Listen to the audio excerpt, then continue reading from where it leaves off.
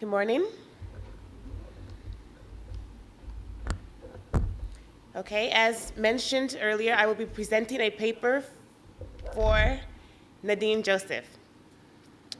It is entitled A Look at Greenleafs Servant Leadership from a Biblical Spiritual Leader Perspective. She read a book by Greenleaf, and so this paper is to analyze what she read. So the purpose is to critically assess three of the underlying assumptions of the servant leadership as proposed by Greenleaf. These are the three assumptions. The first, the servant leader is servant first. It begins with the natural feeling that one wants to serve first. Then conscious choice brings one to aspire to lead. The second, faith is the choice of the nobler hypothesis, not the noblest. One never knows what that is, but the nobler, the best one can see when the choice is made. And the last, everything begins with the initiative of an individual. So these 3 points was assessed in the paper. Her disclaimer.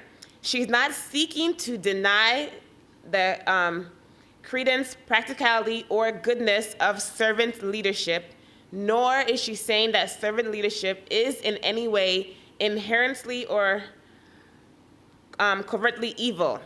However, the focus is to merely attempt to critically analyze what she considers to be 3 of its basic assumptions as she read in the first chapter of this book. She then notes the 10 characteristics of a servant leader that was put forward by Greenleaf, which is all to exemplify characteristics found in the life of Christ while he was here on earth. She believes that we need to explore these assumptions of Greenleaf's servant leadership a little more closely because it seems to fundamentally conflict with with the biblical spiritual leadership, okay? It is her hope that this analysis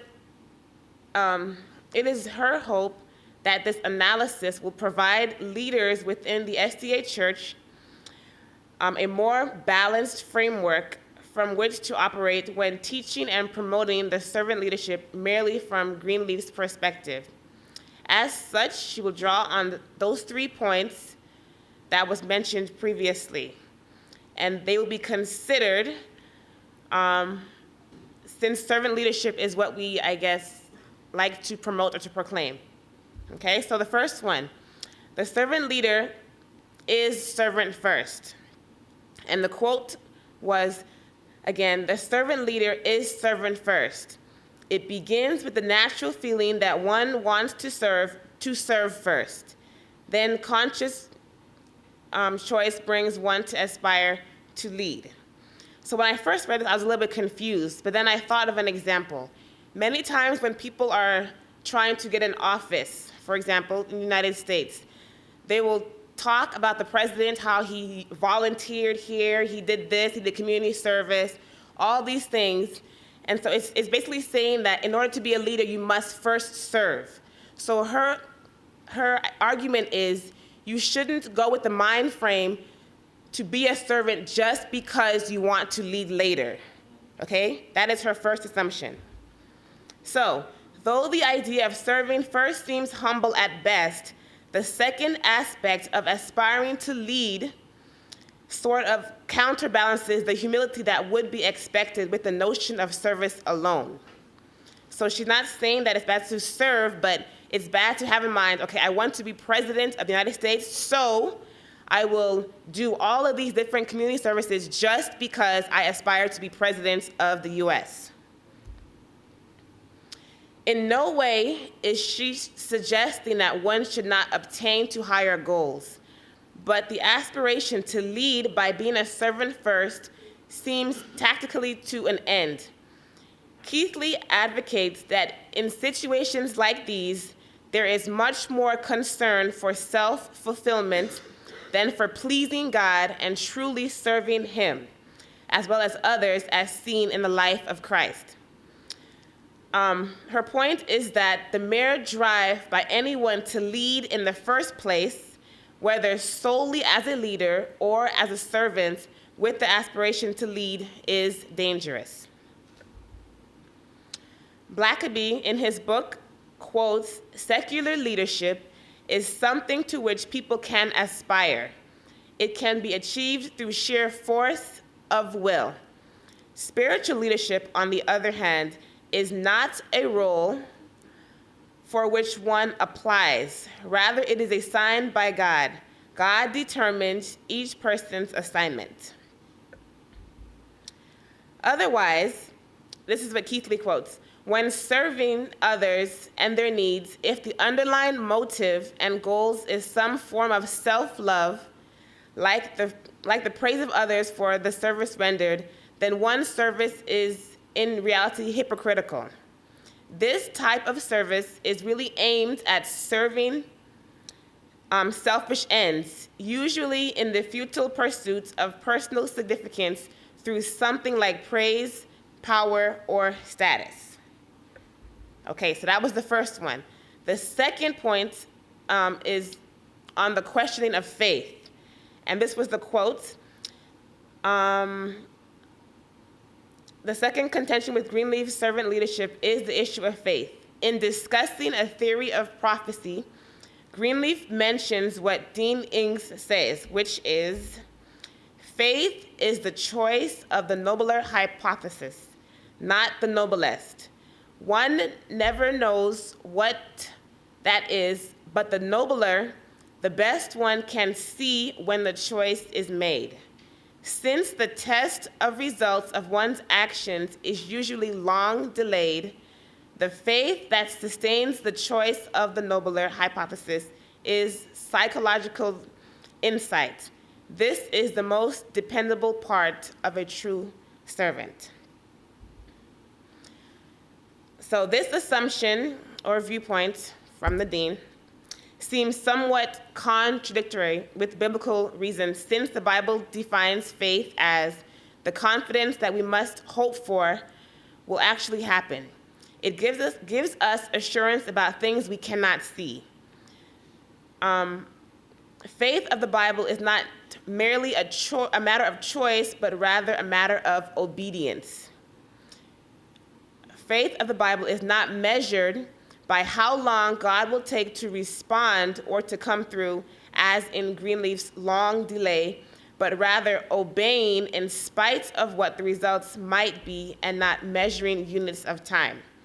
So basically, for Greenleaf, when it comes to faith, it's on time, how long it will take for something to come about. Whereas the biblical point of view, as she's saying, it's more focused on obedience or believing in something that we cannot see. So, for example, when I was coming to study here in the Philippines, I didn't have a plane ticket to come here. And I was already a week late. And my mom told me that she prayed about it and that I should just go and book my tickets. I had some money, but not enough for a plane ticket to come here. So she says, just don't worry, you will get your ticket today. Mind you, that day was Saturday evening, Saturday night. And I was told that I had to, it was Friday. No, sorry, it was on a Wednesday, because it was after a prayer meeting on a Wednesday. And I was told that I had to be there in the Philippines by Sunday because I had to begin class the Monday. This is when I was in AUP. And so my mom said, don't worry, the money will come. You will get your ticket and you'll be there on Sunday, so you begin class on Monday. And after paying, of course, tuition, all that stuff, I had like no money left for a ticket. And so I'm like, you know what, maybe I will just go. I will stay here, work the first semester, raise more money, and then starting October, I will come to the Philippines. My mom said no, she prayed about it. She knows the money is coming. But here I'm thinking about the time, because I'm like, it's impossible for me to be able to buy a ticket. It's short notice. All the tickets are like $4,000 to come to the Philippines. And in my account, I had no money to buy a ticket. So then my aunt calls me. My parents went to prayer meeting. I stayed home. I was so stressed. So I should have went, but I stayed home. And then my aunt calls me and she's like, where have you been? And I'm like, I've been here. What are you saying? She's like, I've been trying to contact you to call you all this time. And I'm like, my number hasn't changed. And then she said, she's been trying to call me all morning because she wanted my account number because she has $1,000 to put into my account. And so then I gave her my account number, and then I hung up the phone, and I was just like in awe. $1,000 right away. And so I'm saying, but the tickets are still very expensive. And then something just told me to just go online and to just look for tickets. So I went online, and then of course, same thing, I saw tickets for like $3,000, some was like $2,000, but I still didn't have enough. But I kept searching. And then I found a ticket, round trip, year ticket for $900. And so then I booked it, right? Then I called my mom, I'm like, Mom, I got a ticket. And she's like, praise God. Then they emailed me the itinerary, and I saw that the date that I booked the ticket for was the wrong date. It was for a week later, and I was like, oh my goodness, what is happening to me? And so I started to cry. Then I called the airline to cancel, and then the lady told me that it was a mistake, because on the website, I could have sworn that I saw the ticket was leaving Sunday morning, but then when they sent the itinerary to me, it said the following Sunday. So when I called her, she's like, no, you booked it for the right time, it's just, it was a mistake. And so I got a ticket for $900 round trip to the Philippines because of the little faith that I had. And so when it comes to Greenleaf's second assumption, he's saying that when it comes to faith, it's not on obedience, but it's more on the timeline, okay? That's the second assumption. So she goes on to say that conversely, the faith mentioned in Greenleaf is something of a gracious or good choice of some theory, premise, assumption, or practice. However, in Hebrews 11, verse 6, it clearly states that without faith, it is impossible to please God, because anyone who comes to him must believe that he exists and that he rewards those who earnestly seek him. The biblical view of faith is not based on the best one can see when the choice is made, but rather it is based on confidence in the sightless, based on evidence of things unseen. As such, we can assume that the faith of the Bible is rooted in a belief of God who knows and sees all things. Basically, faith should not be based on psychological insights, but on absolute trust that God knows what is best. Of course, because our thoughts do not even reach God's thoughts. So it should not be based on psychological insight. The last one is the individual as originator. And the quote is, everything begins with the initiative of an individual. This statement seems to refute principles of biblical teaching, since nothing good can originate from us, sinful beings, outside of Christ. In addition, it appears to interfere with a few of the intertwining SDA fundamental beliefs, because we believe that through self-revelation, God gives a man an understanding of who he is. Seventh-day Adventists and most Protestant churches believe that God reveals himself through general and special revelation. We believe that he does so through nature, history, and human conscience. God reveals his existence, power, wisdom, majesty, righteousness, and glory to all people, everywhere, anytime. The Bible declares that prophecy never had its origin in the will of man, but men spoke from God as they were carried along by the Holy Spirit. In addition, it clearly indicates that the secret things belong unto the Lord our God.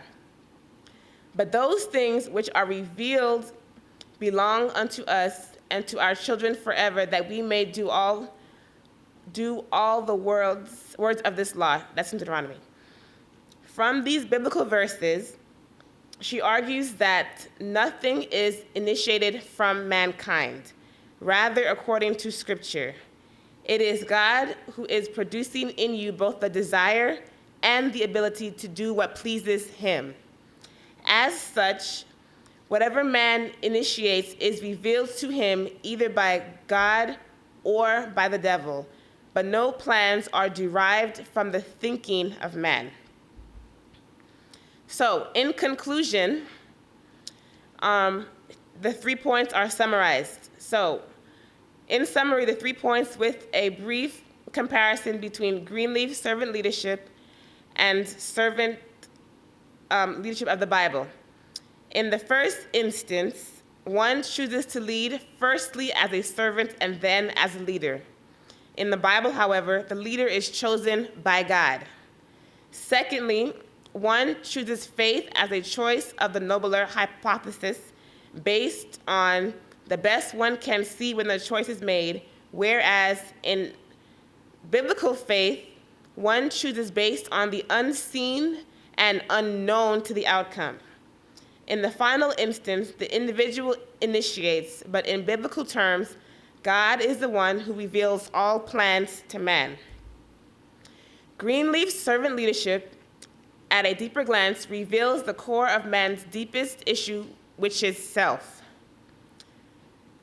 Though on the surface it appears to be for the service of others, this investigation reveals that self is a principle inherently enmeshed in servant leadership from Greenleaf's perspective.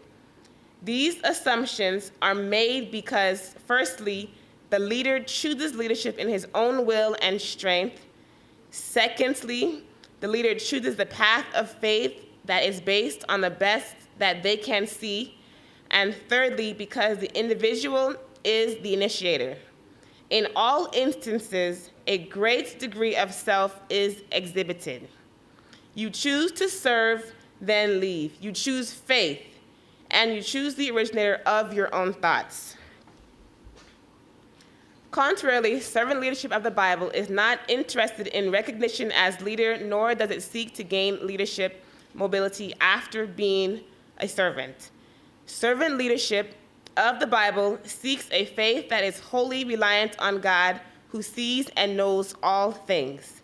It exhibits a type of obedience that does not need to know the end results, but acts because the end result is determined already by the God who knows the end from the beginning.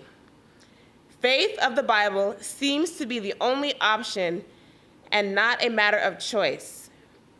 Finally, servant leadership does not seek to glory in initiations and innovations. Rather, it seeks to listen to hear the still small voice of God, whether in a dream, a vision, in nature, the Bible, or any other form, than to take the glory of its own. To Greenleaf, servant leadership, what she says is that God is the one who chooses. God is the one who initiates and ends the faith process in man, and God is the only one who inspires. And that is the conclusion. So she's there? Okay. So she is now online on Skype, so she can take questions.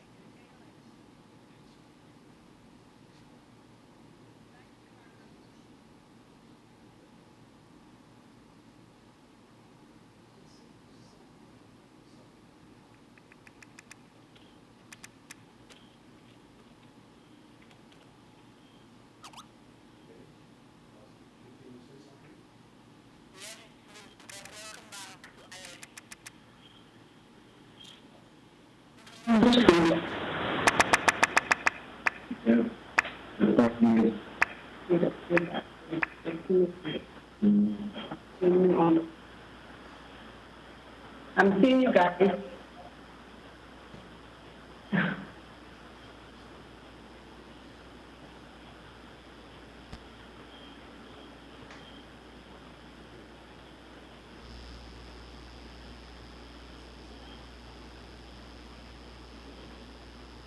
Yes. Hi, Pastor Puyo.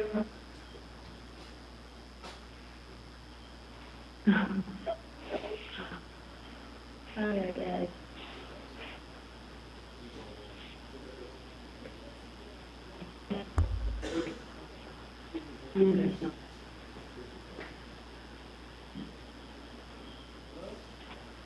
Hi, Pastor Puyo. Testing.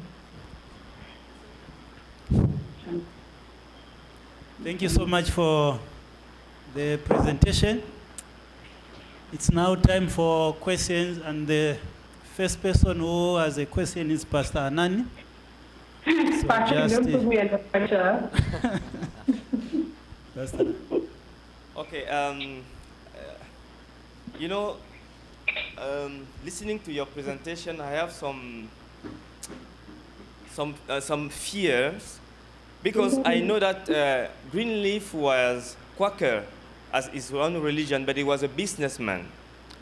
And according to my readings, it seems that he retired in 1962, and he wanted to apply in the leadership of a business, a man who is a leader at the same time a servant. In my reading, I didn't read much. I think he was focusing on the companies.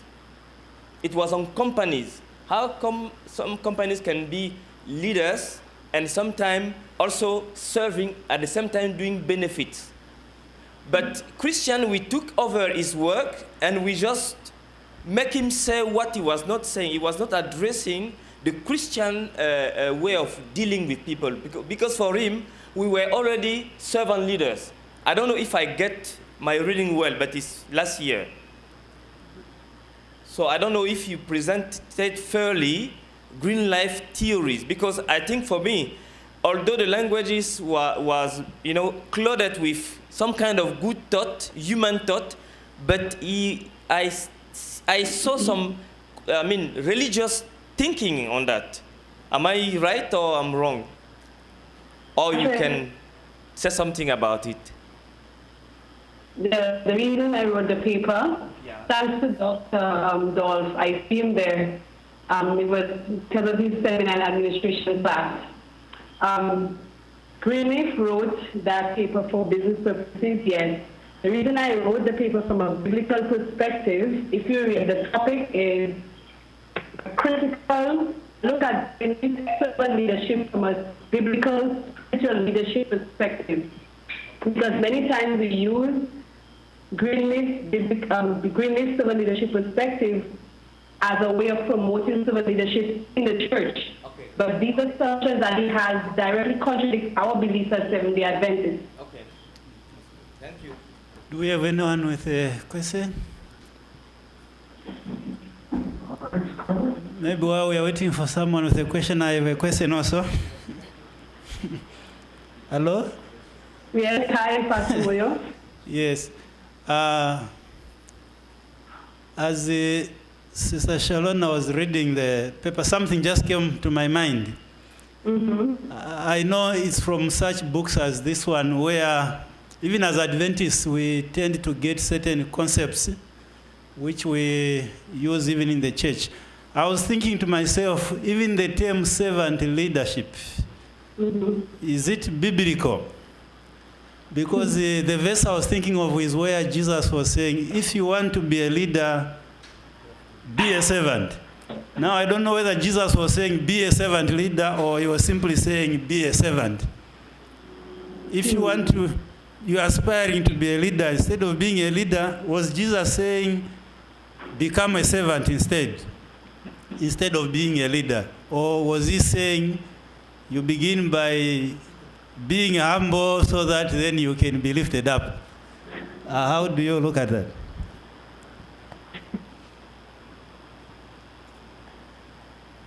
Hello? Are you there? So you want to know if that's biblical at all? That's what you're asking, Pastor Moyo? Is it biblical at all, leadership? Yeah, just the term servant leader. Is it biblical servant leader?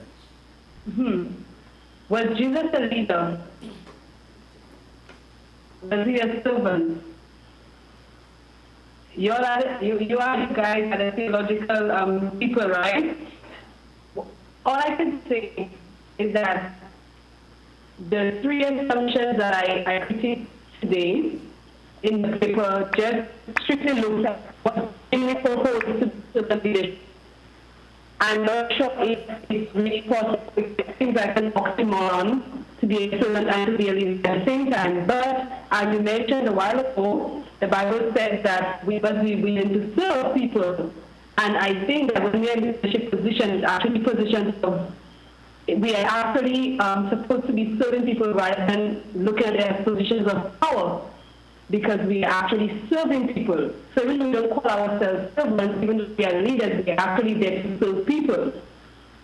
Our job is not to from our own finance, but actually to be working on behalf of people. So,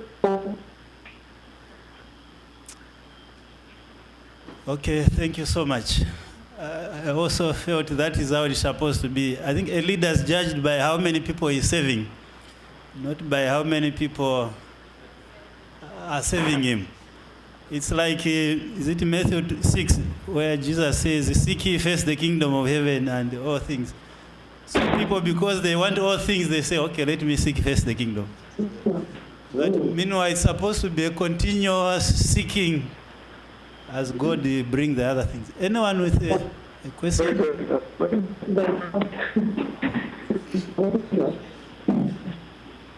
Last person now. Sorry, the first point was is to serve first. Try to serve first. I don't know if it's a bad thing to try to serve first, because every time I hear people, it's like we are going to a very, I don't know if it's another word or this word, because we will judge people because you want to serve first, then people will say, okay, maybe it's not, it's want a position or something like that. But I think that to serve first, maybe I will not judge the motives of people's, because anyone will not know really the motives of someone until maybe the time will pass. But the real thing is that to serve first, I think it's not a bad thing.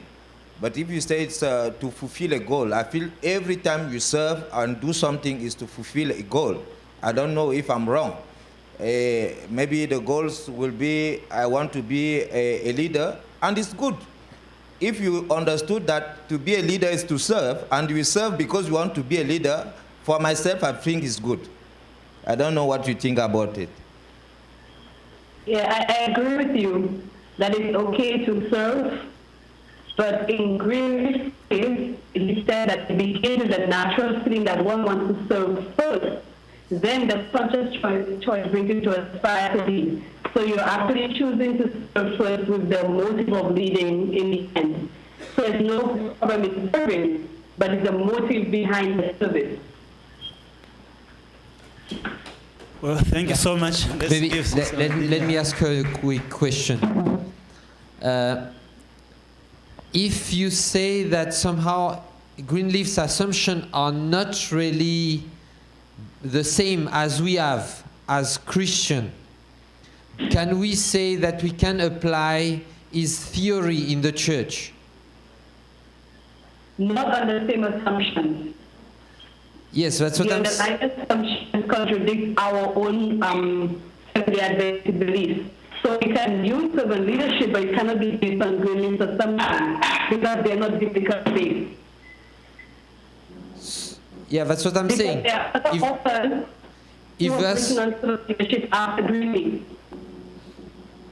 okay.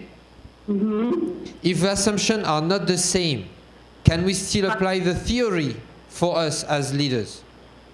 I don't think servant leadership is not a theory. So there's no theory to apply. Sorry, I didn't get It's what a you said. leadership perspective.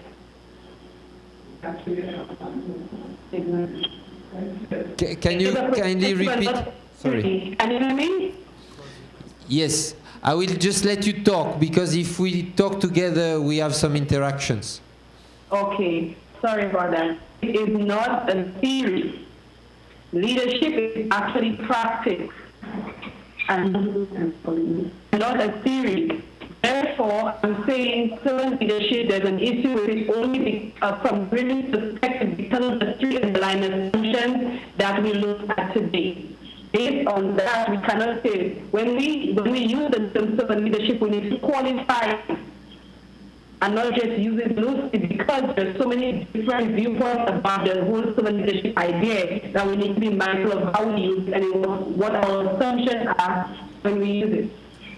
Thank you so much, Sister Nadine, for taking your time off to attend to this forum and for your presentation. Let us give her a hand. Thank you so much. Have a nice holiday. God I bless want you. to thank Shalana for reading the paper as well. Thank you very much, Shalana. Thank you. Thank you so much. God bless you guys.